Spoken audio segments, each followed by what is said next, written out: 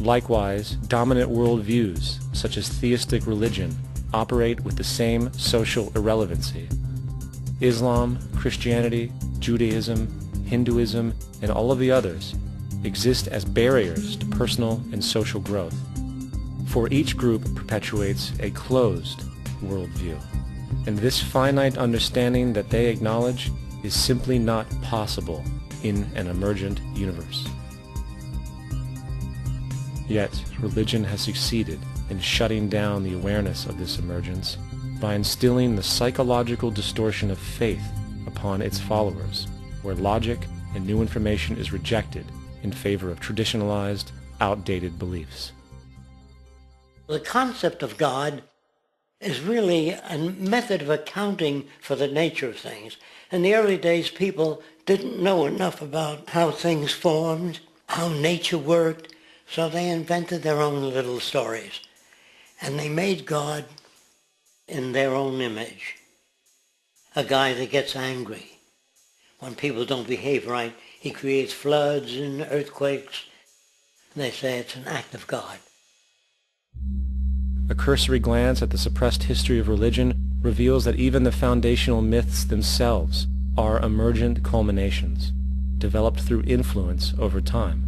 For example, a cardinal doctrine of the Christian faith is the death and resurrection of Christ.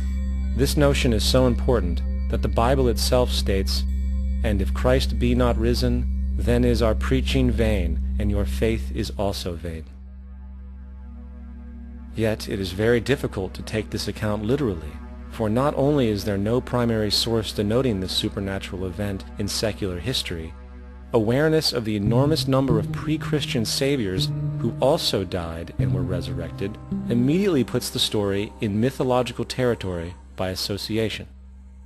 Early church figures such as Tertullian went to great lengths to break these associations, even claiming that the devil caused the similarities to occur, stating in the 2nd century, "The devil, whose business is to pervert the truth, mimics the exact circumstance of the divine sacraments.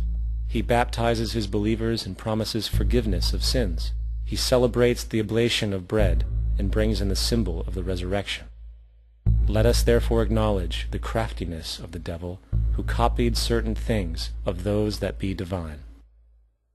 What is truly sad, however, is that when we cease the idea that the stories from Christianity, Judaism, Islam, and all the others are literal history, and accept them for what they really are, which are purely allegorical expressions derived from many faiths, we see that all religions share a common thread, and it is this unifying imperative that needs to be recognized and appreciated. Religious belief has caused more fragmentation and conflict than any other ideology. Christianity alone has 34,000 different subgroups. The Bible is subject to interpretation. When you read it, you say, I think Jesus meant this. I think Job meant that. Oh no, he meant this. So you have the Lutheran, the Seventh-day Adventist, the Catholic, and a church divided is no church at all. And a church divided is no church at all. And this point on division, which is a trademark of all theistic religions, brings us to our second failure of awareness, the false assumption of separation through the rejection of the symbiotic relationship of life.